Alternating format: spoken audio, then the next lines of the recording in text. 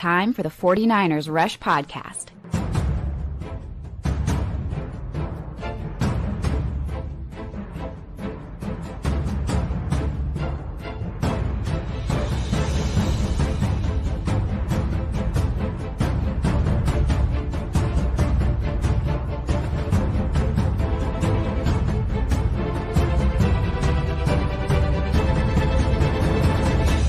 And here's your host, John Chapman.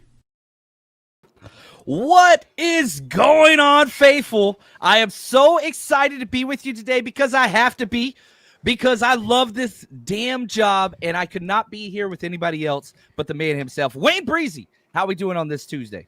I like what you did there. I'm doing great. I like that you said you love this damn job and you recognize that this is a damn job. And you know what? It's a damn hard job. It truly is, because it's a 24/7 damn job and we don't get any damn breaks. I'm going to get you banned off of YouTube too, by the way. I just want you to know that, because we're going to say damn at least 20 times before we start the show.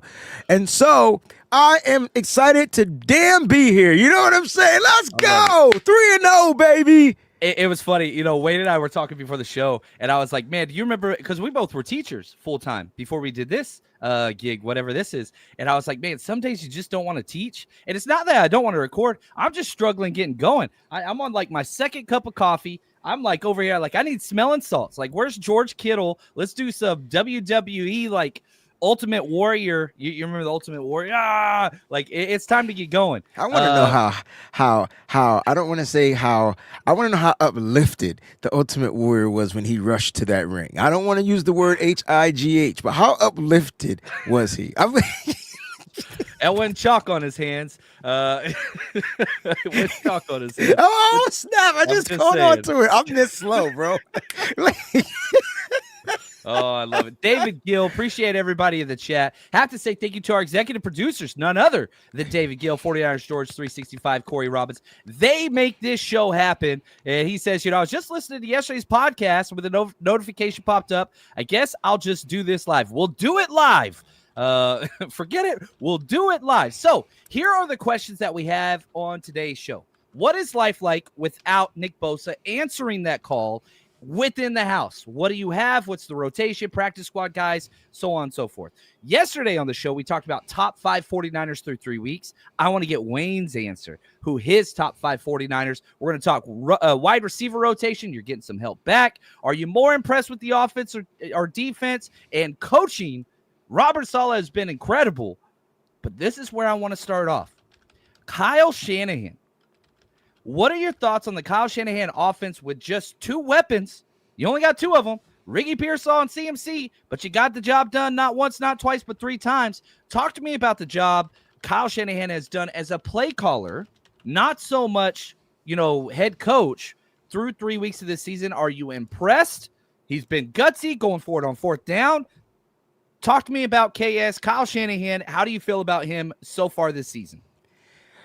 I mean, you asked me if I'm impressed. I mean, yeah, he ain't got nobody. You know, I think I used a couple of double negatives in there, but y'all know what I mean. You know, he doesn't have anyone. You know, you're not even over rushing Christian McCaffrey. You're just throwing it to him, because by the time Mac Jones gets through or Brock gets through a progression, it's pretty much covered. So the pressure's around him, and he's got to check the ball down. So I am impressed. I'm impressed because he's getting the best out of the players in which he has offensively. You know, and other people are, when their number is called, they are stepping up. You know, I mean, they're not overutilized or over-targeted or whatever, but Kyle Shanahan is going to go to those in who he trusts, like on the back of the dollar bill, right? So Kyle Shanahan is going to trust those guys, and he trusts Christian McCaffrey. He's trusting TMC Kyle trusts. That's you knew exactly where I was going with that. But if you guys talk trash about Kyle Shanahan, this is not going to be the episode for you, because the 49ers still have a top 10 total offensive team in the NFL. I mean, these dudes are averaging 361 yards over the first 3 games of the season, and that's without weapons. So just imagine if he had his pieces. Imagine if George Kittle was available. Imagine if Brandon Ayuk was available. Imagine if those guys that help make this offense, power five, that great, if they were available, how well this offense would look like. And it's not. But you know what? They're finding ways to win, and I think that's what it comes down to. So I am impressed with Kyle Shanahan. Do I want more scoring? I do. But, you're asking guys that are still getting used to the offense to do the scoring. So we'll see what happens as we continue to take strides and move forward. We do get Demarcus Robinson back, and so we'll see what happens with that. But, Kyle might not even play him this week. He might not even activate him. So we might not even put him on the active roster is what I'm trying to say. So we'll see what happens, man. But I am impressed with Kyle Shanahan. I tip my hat to the old yeller. What's the line from Anchorman? Don't act like you're not impressed. Don't act. Right. Damn it, we get movie references on these shows. That's what I love. I need more movie references on the game plan. I don't know where we go. We go off tangent, but we definitely say do less. Yeah. You in trouble now. Friday. So Friday we'll be live on Wayne's show this exact same time. And we'll be talking about the upcoming game against the Jaguars. Winning record, they're 2-1. Yeah, they're a game out of first place. They got a lot to play for. New coach, new energy, new everything. We'll be talking about that. But shout out to Jax. She is the resident 17-0. And she has been 100% so far with the 3-0. And she says we're heading into 4-0, baby. I love the positivity. That's what it is. So 4-0. Dude, let's stick with the positivity. I don't think that there is anybody else that you could be more positive about than Ricky Pearsall. Okay. What he's been, he's third in the NFL in receiving yards. And look at Thomas. I am with Thomas. He says, I talked a lot of stuff about Pearsall when we drafted him. Now I'm a fan. He's that guy. Talk to me about what you see with Ricky Pearsall so far. Is he just getting over-targeted because you got nobody else to throw it to? Or is he going to be this guy through the remainder of the season? I think it could be both of part of what you just said, right? He is going to be the 49ers, I don't want to say main target, but he's definitely, as far as a wide receiver, he's that guy. But there are things that you drafted Ricky Pearsall for. There's reasons why he went in the first round. And I think a lot of people felt like we didn't know much about him because we weren't, number one, thinking we were going to draft a wide receiver in the first round. And if we were, it should have been one of the other names, the Matthew Goldens, those guys, right? But we ended up going with Ricky Pearsall.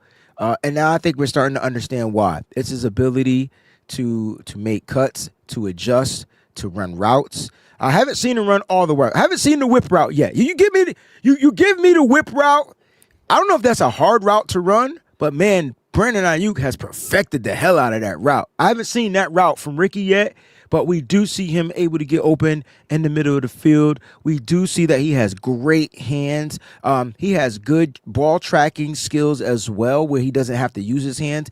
That over-the-shoulder catch, that 34-yard bomb down the football field, John, might be one of the greatest catches we've seen and greatest throws that we've seen since many days ago with the San Francisco 49ers. That was a beautiful catch. And so, look, Ricky Pearsall is proving that he can be the real thing. His number is being called and he's executing, and executing is the only thing that matters. It's the only thing that matters. And so he's executing to, I would say, I'm not going to say all pro level, but damn, if he keeps putting up these numbers, he's going to be Pro Bowl level for sure. But he's definitely benefiting from those that there, because when Jawan Jennings was here in week 2, he was the guy, right? So he's benefiting from week 1. Jawan Jennings was just coming back off injury, first game back. He was the featured guy. Ricky Pearsall was the featured guy. So, I'm not saying Ricky won't have these productive weeks. I'm just saying that whenever his number is called, you can expect an explosive play. He's the explosive play guy at the moment. He leads the team in explosive plays. Oh, I know. How do I know? Oh, I know. Okay. I cover the explosive plays on my Patreon. So go check it's it always out, Ricky. man. It's always Ricky Pearsall. Damn it, Ricky! Another explosive play. So we see Kyle Shanahan trying to utilize him a little bit differently. We saw the jet reverse, the jet sweep, didn't work, 4-yard loss. But dude should have cut it inside. He was forcing it outside. It was there, man. I don't know if it would have been explosive, but John, would have been a negative 4 yards. And those, my friend, are the things and the nuances he's still learning. That's what I mean. Wide receiver, he got it. You put him in a different role, he's still working on it. Like, you get what I'm saying? So Yes. it's there. First round pick. It's like he was the first round pick. And so you're gonna put more on his plate. And let's see if he can adjust, adapt, and learn. And that's what he's doing. And I think the more reps he gets, the more the explosions are going to continue to be out there on the football field. And the crazy thing is, like, he's not getting elite separation like we're used to. No. But the 2 plays in the first quarter he did have elite separation were incomplete passes. Like, his best 2 routes were not completions. That very first drive, he was running that deep corner route. That throw was overthrown. Beat by 3 steps. And the ball was too far thrown. Like, it was overthrown. I know. He could have had 80 more receiving yards this week. Like, he could have had a 200-yard receiving game. Like, it was that good. I'm just saying it's okay if you and I and you were wrong.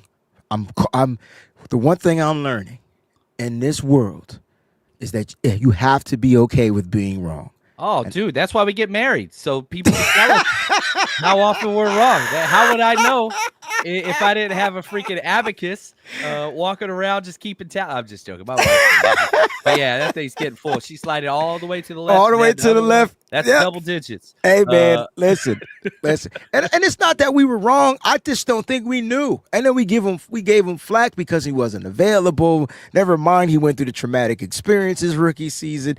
It's just like, damn, can we cut him a little bit of slack? I'm the king of slack. Pause. Like, give a guy a chance. You know what I'm saying? Give a guy a chance. You know, maybe he's playing with a bad lung. Give him a chance. Like, the lung, he'll be fine. Like, you know what I mean? No. So, okay, well, let's stick with the wide receivers because now people don't realize, like, okay, Demarcus Robinson's back, but he hasn't practiced in 3 weeks. He's been with the team in meetings, but he can't be out on the field. Now he gets to get back. So hasn't been in football shape. Now he still gets to work out away from the facility, but that's part of it. Juwan Jennings now day-to-day. Expect him to be back this week as well. Talk to me about this rotation. I gave you my 5-5, bro. Like, and I know Sky Moore is going to get the nod over MVS. He's going to be the one that's probably going to either get released, which would be weird, or you're not going to bump him down to the practice squad, right? Yeah, I mean, you do have Jordan Watkins, who you can put on IR to free up that spot. I think you take out Jordan Watkins, put him on IR, but my point is, or Nick Bosa going to IR, but then you've got to replace the DN, so. Right, which I do think will happen. We'll talk about that. But my point is, like, if Jordan Watkins goes to the IR for the hamstring injury, the Niners usually only activate 5 receivers on game day. So do you mean you carry 6 and then 1 is just inactive? That's what I'm asking. I would healthy scratch probably MVS. Okay, that's what I'm asking. Robinson can be back. That's what I'm asking. But again, how practice looks, man, because you don't want to throw him out there and give him a full range of reps Wednesday. You don't want to do you want to ramp him up. You talking about DR? Yeah, Demarcus Robinson. Yeah. No, I just wanted to make sure we were Juwan Jennings can practice. Yeah, I know that he hadn't practiced much. Like, I think he's had 6 practices all offseason and regular season combined. Like, the dude's been on the field 6 times. Like, so what do you do there? Like, is he back this week? I mean, he's playing. He's day to day, so he's back, right? So, I mean, if he wasn't day to day, I wouldn't expect him to be back. But since he's listed day to day, I'm expecting him to be back. Now, the question is, the Niners are going to have 6 wide receivers once they activate Demarcus Robinson to the active roster. And this is where the Jordan Watkins, it's probably why they were waiting to put Jordan Watkins on the IR. They weren't expecting Nick Bosa to go on the IR. Right. So that's a new thing. So I'm thinking this is going to be Jordan Watkins to the IR. You activate Demarcus Robinson. Now you get to go with your best 5 receivers. And so that's why I was saying who's going to be the Fab 5 in week 4. I really think you just let Demarcus Robinson ball out. I mean, he hasn't been practicing for the 3 weeks, right? But he did the whole preseason. He did the whole training camp. Most reps, most targets. And I think that was on purpose because they knew he potentially will be missing 3 weeks of football. I think if you activate him, he's healthy. You plug and play him, man. Brock and Mac definitely was getting the ball to him. So it's a no-brainer. The question is, why don't we use MVS on special teams? He's a lot faster than Sky Moore. Yeah, I think just the straight line, he's got no wiggle to him. Nah, Scott Moore ain't got no goddamn wiggle either. Will he wiggle into a tackle? Like, what are we talking about here? Yeah. Nice catch, though. Great. No, not at all. Been great. But it ain't been bad either. Like, it hasn't been bad. Like, it has been just, dude, we're hitting it down the fairway. No negative plays. That stupid fair catch going backwards inside the 5, that was a killer. But he learned it the very next drive. The next drive. The same thing, and he let it go. So, Jacob Cowing, I would prefer to have out there, but that he's on IR. Yeah, so you can't have him. So, yeah, that's kind of hard. So, yeah, next up, okay, here we've got 2 main agendas that we have to get to, which I'm excited about. We're going to hear, and Ricky Pearsall name's probably going to come up again. I want to hear who Wayne's top 5 49ers are through the first 3 weeks of the season are right after this. You know that one guy in the group chat who had a 5-leg parlay week 1 and just wouldn't shut up about it for the rest of the season? That could be you. My bookie makes it super easy to get into the action. College football, NFL, super contest, survivor pools, casino, blackjack, whatever it is you want, they got it. All the spreads, player props, and in-game lines you could want all under one roof. And if you're new to my bookie, use our code 49ers, 49ERS, up to $500 is fully covered. You make your play. Let's say it doesn't hit. You get all of it right back up to $500 when you opt in using your bet back bonus, and you get it back. It's just what it is. Comes with a one-time rollover if you use it. Now, no better time to jump in, no better place to play. Plus, we have all of our weekly bets and season bets up on our Patreon and the 49ersrush.com. So if you don't know how to get started, we've got it made for you. We show you what we bet. We show you what's out there, and we will cover that with you. It's going to be a good time. So football's back. Let's make some money with my bookie. Promo code 49ERS. Let's go. All right, Wayne, I talked about my top 5 49ers through the season so far yesterday. I am curious. I want to know the Venn diagram. We're back to the education model here.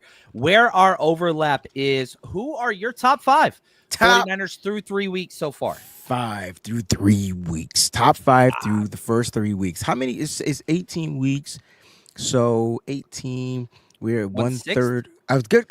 Damn it, you beat me to it. I was going to say 1/6. You got it. 1/6 of the way.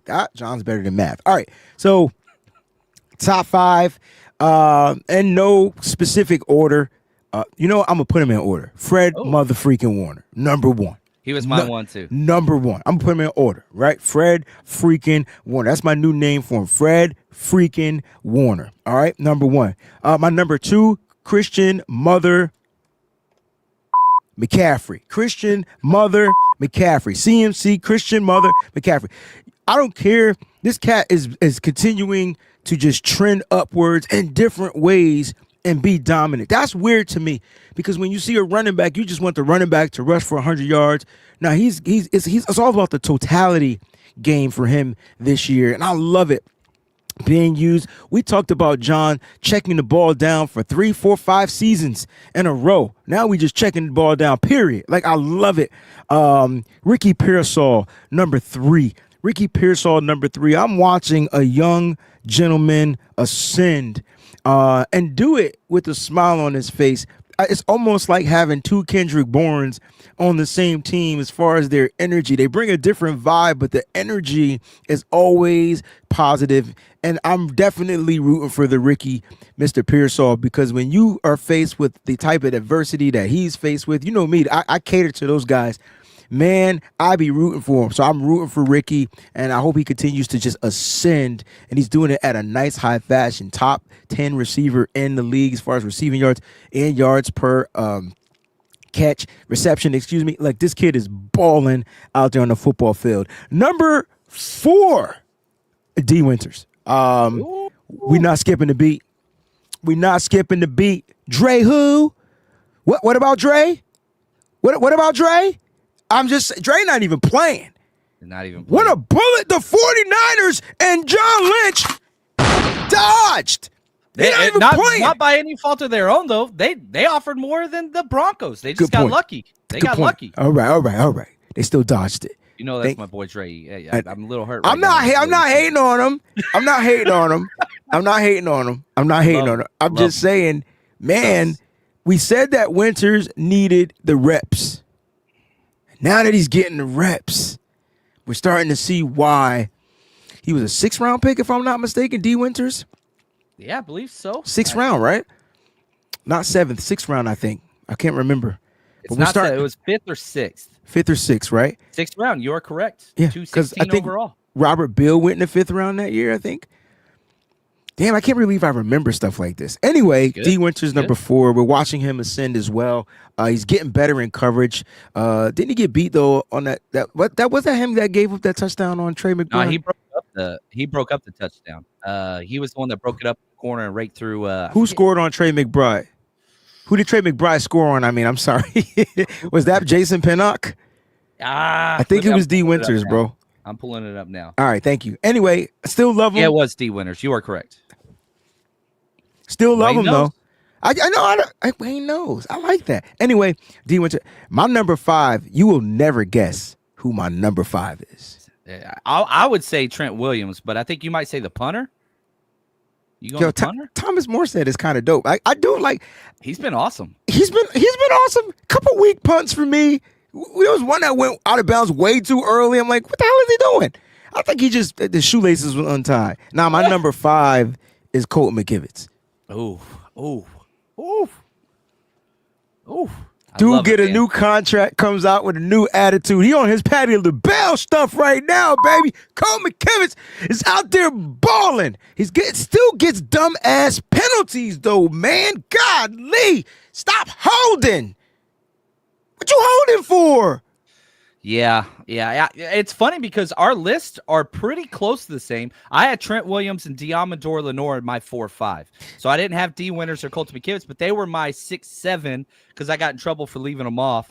So pretty close. But the top 7 seem to be relatively solidified. Bryce Huff, another honorable mention guy. He's growing. He's growing. I need consistency from him. The reason why I didn't put Demo there is because they're not really testing him. And you could say that's why he's there in the top 5.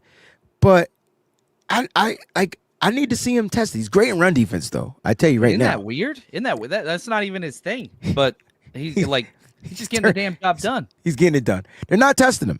And I'm just curious to know if there's going to be anybody that's going to test Demo, which will attest to why he's great. But I'm just talking about what I'm seeing out there on the football field with my own eyes. I'm seeing progression and I'm seeing greatness being born. If this was Demo last year, he would be in my top 5 because they tested him and he shut it down. Now they're not testing him because he is maybe the league's next lockdown corner. Dude, he hasn't given up a touchdown since the NFC Championship game against Detroit.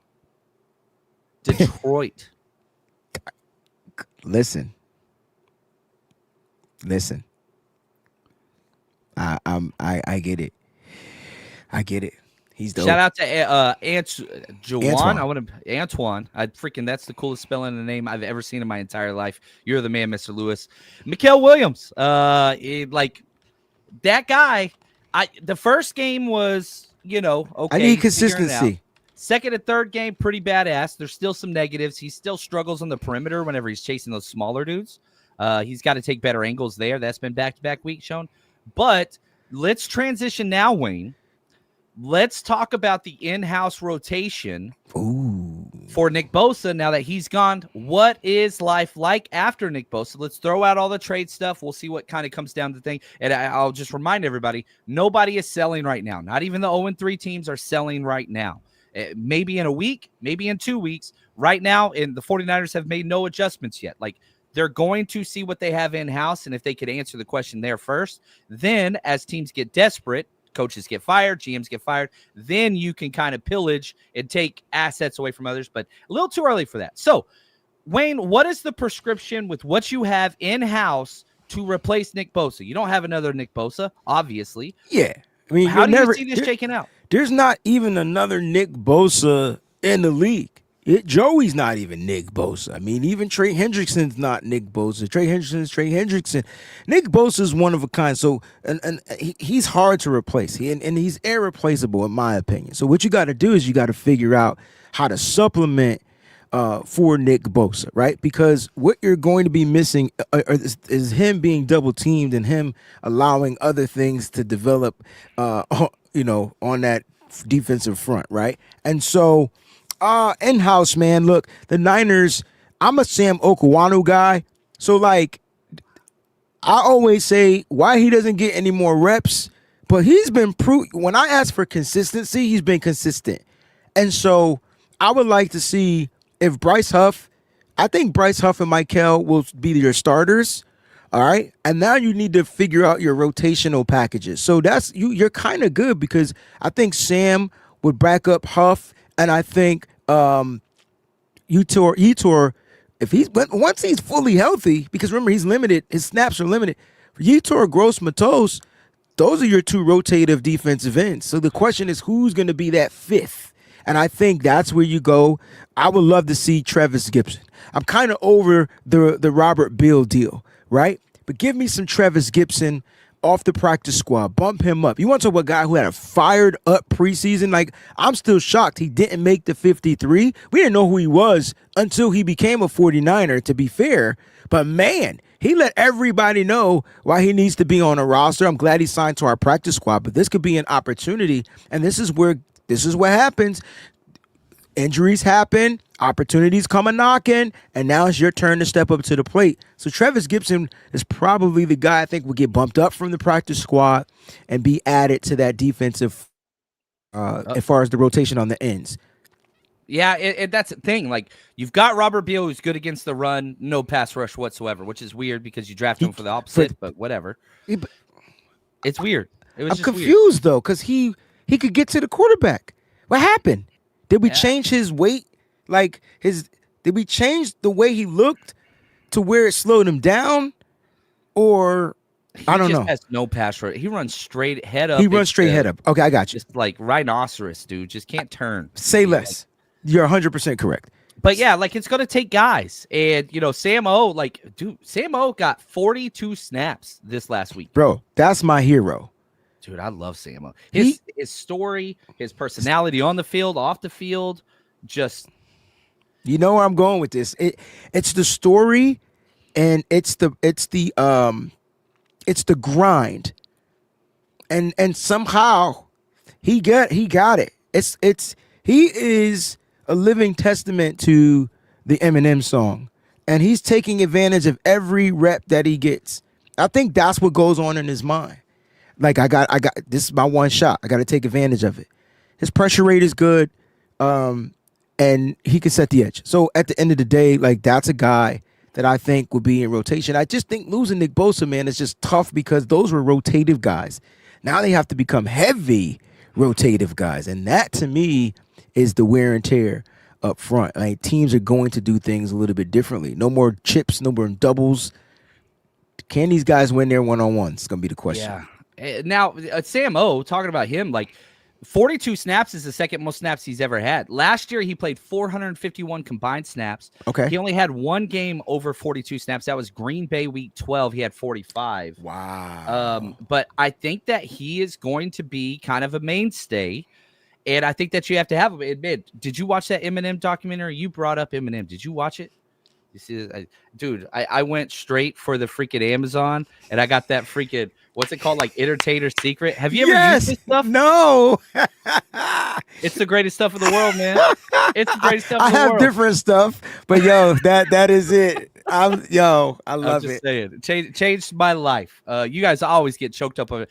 Whenever I do solo shows and I rant for like an hour plus, and I get all pissed off about special teams or Isaac Garendo, like I lose my voice. And Let me just, can I be the first to commend you? Because for a person that does solo shows, it's the hardest fucking thing to do every single. I don't know about you, but I'm nervous, right? Because I feel like I'm talking to myself for an hour. And I definitely lean on the Breezy Bunch and the chat because without them, I couldn't do it. Like, you know what I mean? Like, I can't talk to myself. Who the fuck can talk to themselves for an hour? Who can sit there? Even when I taught it was more like you guys get 10 minutes of instruction and then 45 minutes of we gonna figure this shit out. Like, you know what I'm saying? Like, it's you by itself. You like that freaking monkey thing with the symbols, man. You just got to keep going. Just, yes, you don't I get just wanted stop, to commend man. you, yo. So, dude, it's tough. Salute. People don't know. No, That's they're gonna okay, learn man. today. They're gonna learn today. I freaking love it now. All right, so a couple other questions that I want to kind of dive into because the second half of this show, I want to dive into kind of the NFC picture and where the 49ers fit. But with the 49ers now, the defense has outplayed the offense for sure. But which one are you more concerned about moving forward? The 49ers offense, which, you're putting up yards, but averaging about 17 to 20 points, or the defense without Nick Bosa? What do you think the main concern level threat is for the 49ers? Offense more concerned or defense more concerned? It's the defense because you lost a key cog. And so the question marks around that. So now my issue is I'm an offensive coordinator and I get to play the 49ers without Nick Bosa. Oh, I am ready to try all kinds of stuff I would not normally do when Nick Bosa is there. And so Robert Saleh's job got that much more intricate and difficult, in my opinion, because he doesn't have to, he's not going to find a replacement for Nick, but he has to figure out how to continue to churn out the production, the pressures, and all that different stuff. So I think the defense is going to be harder to adjust, adapt. I think they'll get it done. They drafted for stuff like this. But now you're asking your young players to get ready to go on a crash course. Now it's fire time, y'all. Like, listen, it is what it is. Got to get you in there. Got to boom, got to bada bing, bada boom. Offensively, you're going to get pieces back, right? You're getting some guys back, right? And you're going to get your top studs back too, right? Like George Kittle will be back. Brandon Ayuk, praying he'll be back. And even if you don't, the wide receiver room has been pretty much fulfilled with guys that can get open and can make plays. So even if you don't get Brandon Ayuk back, I think the key is getting back that your George Kittle. And then Brock Purdy will be back. And so, you're getting those guys back. They didn't have season-ending injuries, but the defense is going to be, to me, harder. And now you're asking the pressure on the defense. If the offense isn't putting up 30 points, 25 points, 24 points, if the offense isn't giving you that volume, can the defense continue to maintain at that 13-point range that they're giving up? Let me find out what their average is as far as defense. It's freaking insane. It's insane what they're doing. And especially the second half in the fourth quarter. Yeah. That is kind of they're third in the league in scoring. Defense, 16.3 points. Yo, how are we behind the Seahawks? Oh, because they played the Saints. How didn't we beat the brakes off the Saints like the Seahawks, bro? Dude, Seahawks playing some ball right now, man. They got their butts whipped by us, and they was like, not again, never again. Dude, that's looking like one of the most impressive wins in the NFL, that week 1 win at Seattle. Like, if you put everything into perspective, that is looking like that is a premium blue chip freaking victory. I know this isn't college football, but whenever you do, what are your quality wins? Dude, winning at Seattle on the road, week 1, let me give it a buck. Like something. Well, winning the Cardinals game at home, I don't know why people keep thinking the Cardinals are trash. The Cardinals played really well all 3 weeks. Hell, they were undefeated when we played them. What are we talking about? They were undefeated. They are the Cardinals. I said this on somebody's show, my show, I don't know. The Cardinals, the NFC West is definitely tough. I mean, best record in all of football. It's the best divisional record. Everybody's 2-1 except for us.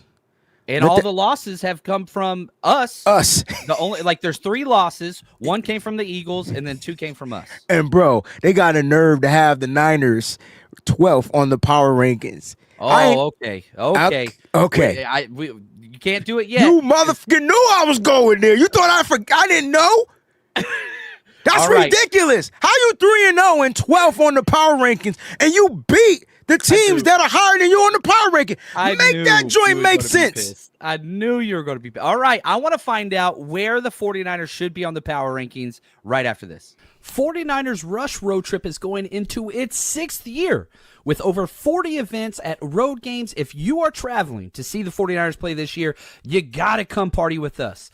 And on top of that, we give games, trivia, giveaways. We've partnered with TickPick this year. All you have to do is search 49ers Rush on any of the TickPick sites, apps, you name it. And on top of all of that, best dressed, giveaways, autographed jerseys, kids are always included, and get in for free with a ticketed adult. And a lot of times for select cities, we will have 49ers legends come out and you get to meet and greet them and get an autograph. Navarro Bowman, Frank Gore, Patrick Willis, Fred Warner are all players that we have worked with in the past. And trust me, if you want to build the 49ers community, you're traveling by yourself, we got you covered. 49ersRushRoadTrip.com.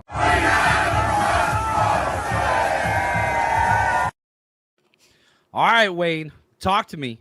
Tell me about where the 49ers should be on the NFC. If the NFC playoffs started today, the 49ers would be the number 1 seed in the entire NFC. It 1 through 30, the 16. The 49ers have the number 1 ranking based on conference wins because all 3 have been in there. Where should the Niners be on power rankings in your opinion? What, 3? 3? 3? There's 6 undefeated teams. 3. 3. 3. 3. They beat the Seahawks. They got the Eagles and the Bills. I could leave the Eagles and the Bills there. Right? Bills undefeated, Eagles undefeated. Lions, man, get their ass off this list. They just happened. They got beat so bad. Never mind. I ain't gonna go there. Anyway, Chargers belong there. All right. So 3, 4, 5, or 6. They belong in the top 6. They undefeated. So, like, you would put the 6 undefeateds in the top 6 first. You got to. And then you could miss me with that Nick Bosa being injured crap. We was 12th last week. So how we stay at 12? Yeah, I mean, shoot, look at the Bucks. They're without Mike Evans. He ain't going to be playing, and he's going to miss the 49ers game with us. And they barely beat the Jets. And the Jets aren't that great, period. Yeah, they barely beat a team with their backup quarterback. We beat teams with our backup quarterback. What the fuck we talking about? Like, how? Sorry. How? And I know people don't care about the power rankings, man. But listen, that's fine. It's your prerogative. But I care about disrespect. And this is just disrespectful. And I know this is one Pro Football's Talk. This is their power rankings. But, like, just don't be disrespectful, man. But that's Florio. If Florio hates the Niners and has hated the Niners and will hate the Niners for the rest of his career, like everything that he does is anti-Niner. That's why I can't listen to the guy, just because, one, he doesn't understand football. He's a business guy, attorney guy. But, like, yeah, he hates the Niners. And I think anytime Florio or Sibbs, they do anything, I got them both muted and blocked because I'm just like, it's never objective. It's always subjective reporting by those two. Can I read you the teams that are ahead of the 49ers at 12? Does that make sense to put this in perspective? Eagles 1, Bills 2, Lions 3. They moved up 6 spots because they beat the Ravens. Ravens are good, but they don't have a defense. No, their defense is totally different. Kyle Van Noy didn't play. Adam Buke, whoever their other big defensive star didn't play. Matabuke, yeah. Matabuke, yeah. Okay. Chargers went up 1, Bucks went up 1, Rams went up 1. The Packers dropped 4 because they went up in a loss. Rams look good though. They do, but you said what you said, and that's why I'm circling the questions. The Packers are 7th. They dropped 4 spots. The Commanders stayed at 8th. The Packers are ahead of us after losing to the freaking Browns. No, not with that coach and that quarterback. I'm sorry. Jordan Love's awesome. I tell you what, the Rams not there. The Rams don't belong in the 6. The Colts belong in the top 6. You can't tell me the Colts don't belong in they playing the best defense. They got a great defense. Anyway, Ravens 10th. They dropped 6 spots. The Chiefs 11th. They dropped 1 spot. Chiefs, never mind. And then the Niners are at 12. So you mean to tell me that the Niners don't belong in the top 6? Nah. Yeah, I'm with you there. Like to have the Chiefs and Packers after what they just did to terrible teams. Well, the Chiefs won. I get that, but like you only so much can go off a reputation. You have to go off of what you're seeing. And this is my problem with most of the national punditry is they don't watch games or tape. I love like, Oscar. Yeah, Oscar's great, man. What did he put in there? Your employer, Bleacher Report, had us 10th. They trash too. Listen, I didn't get the vote. I didn't write that article. Oh man, I'm probably fired. So I got to go do that after this, but it is what it is. But that's trash. There's no way the Niners shouldn't be. The Niners won 2 games straight with a backup QB. They won 1 divisional game against an undefeated team. And if you want to hurt the Niners because it was the first team that they won with Mac was the Saints, if you had us at 12th last week, we just beat the Cardinals. Yeah, with all backups that were undefeated. I would have no problem if you had the 49ers anywhere from 6 through 10. I would probably be okay with it. I'm not the biggest power ranking guy at this. Me neither. Stage, but disrespectful comes across. And you put teams like the Chiefs ahead of them or the Packers ahead of them. Like, nah, man, this ain't fantasy football. It's real football. And coaching and quarterback play matters. And when the 49ers backup quarterback is playing better than Jordan Love through 3 weeks, that should matter.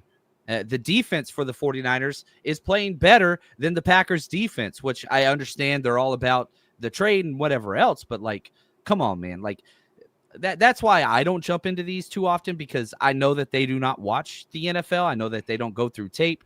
I know that a lot of their interns write their takes because, they're just kind of talking heads. But we ain't got interns. We are the interns. We are the interns. And that's okay. That's okay. So I'm cool with it. And I hope that the disrespect continues because I want that bulletin board material. I'm posting that stuff in the locker room. I'm saying I'm putting it up there whenever I'm doing my team meeting. I'm showing them. Look, the Niners they'll be 10-0 and power rank 10th. I was hoping you didn't choke. You almost got me, man. I know. You almost got me. Whew. That was close. Now, a couple things that I just want to update you guys on just in terms of schedule. We're going to have our 49ers Rush Zoom Hangout the 26th this Friday at 5:30 p.m. We're going to get together for an hour. We're going to talk 49ers. We're going to see where the 49ers are, all those things. And we're also on Thursday giving away 2 tickets to the 49ers at Rams, the Week 5 game at SoFi. You get 2 tickets, section 236 with a pink tailgate parking pass. That's over $1,500 what they're going for on TickPick right now. 1 chance for $20 or 3 chances for $50. Go to the 49ersrush.com/Rams or in the link in this description of the video /audio, wherever you're watching, listening. You just click on that and take you right there.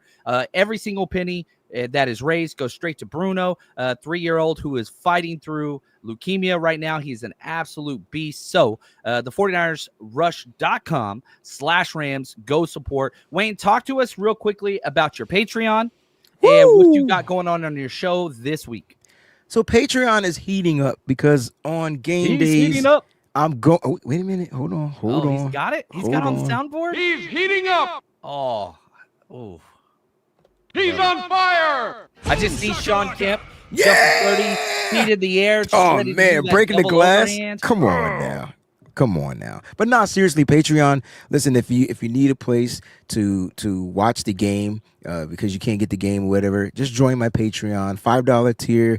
I'll stream it live. You get live interactions with me. You get my actual live reactions. It's a few hundred of those. I can tell you that right now without that sound. Like it's Niners football.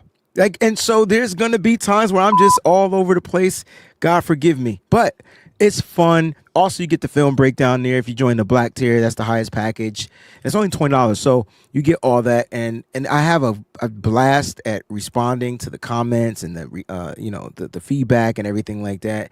It's just more of an intimate, personal setting. So Patreon is cool, where everything is just exclusive there. You can only get it on the Patreon, but you guys could just follow me on all social medias or whatever. I'll be on. I got my fantasy football show tonight with Peachy called "What's Your Fantasy." We're gonna be going over the recap recap of this week. What Is that a happened? Luda reference? Yeah, Luda, you already know, bro. All Yeah. my stuff comes from songs and movies. I met Ludacris one time because I spent summers in Georgia, and I guess he was dating a girl I was dating one summer, so we were hanging out, like, you know what I mean? And so yeah, I was hanging out with this dude before I got famous. Yeah, Hold up. true. Kennesaw, freaking Georgia, Hold baby. up. Yeah. You was dating Luda's girl? No. We were dating friends.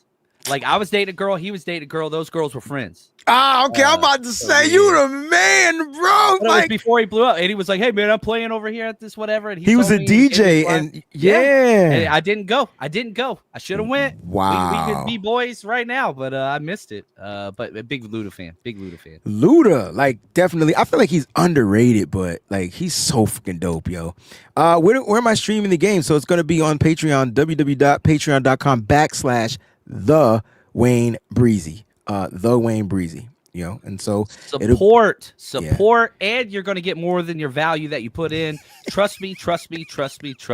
Oscar gotta stop commenting. We gotta block Oscar from the chat. Oscar's the best, man. He only knows one way, and it is unfiltered. It's and unfiltered. I can't put the things on the thing though. You know what I mean? Y'all got to go back. I'll put that up there. Y'all got to go back and watch the live chat if you want to see Oscar's freaking. Oh my gosh, yo, it is ridiculous. I will be doing Madden this Thursday night. I'll probably do it in the evening, so it's closer to around your West Coast time, so it might be 10 p.m. Hopefully we'll have all the updates of the injuries and things. I know one person that won't be in there. That'll be Nick Bosa. Hopefully Brock Purdy will be back, though. That's what I'm hoping for, and Jawan Jennings. So that's always fun, bro. Yo, Maddens, they just never let me down, man. That's unfiltered sort of kind of, too. Oh, I love it, man. Yeah, so it's just a lot of stuff going on. Football season is the greatest time of the year, man. People love Christmas. People love the holidays. I just love September through February. I truly do. It's the best time of the year, man. And for those of you that are having weddings and whatever else during this time, just know I love you. I'm just not going. I'm just not going to go. Was that a shot at me? No, Sort of, that was kinda. a shout at my wife's cousin who just got married in Colorado. But also, John told his wife he wasn't going. I didn't go. It was my birthday. It's my birthday. I'm going to New Orleans. I'm sorry. So it makes sense, John, why you're probably not rested well enough. You're tired because you've been sleeping on the couch. Struggling. Yeah, like I get it. Like I totally get it. You should have went to that wedding, dog. Nope. No regret. No regrets. Not even a letter. Not one. It's my credo. Wayne, take us out of here, man. Oh, faithful. It's been a crazy 3 weeks, man, and the Niners have found 3 ways to win games gritty, man. It's the only way at this moment. I know we took a big blow losing Nick Bosa for the season, but listen, the Niners are not new to adversity. And so you, the faithful, shouldn't be new to adversity. This is why they call us the faithful. We got to stand tall. We got to stand strong. It's Faithful to the Bay all day, every day. We'll see you back on Friday. The game plan right here, baby. Peace out.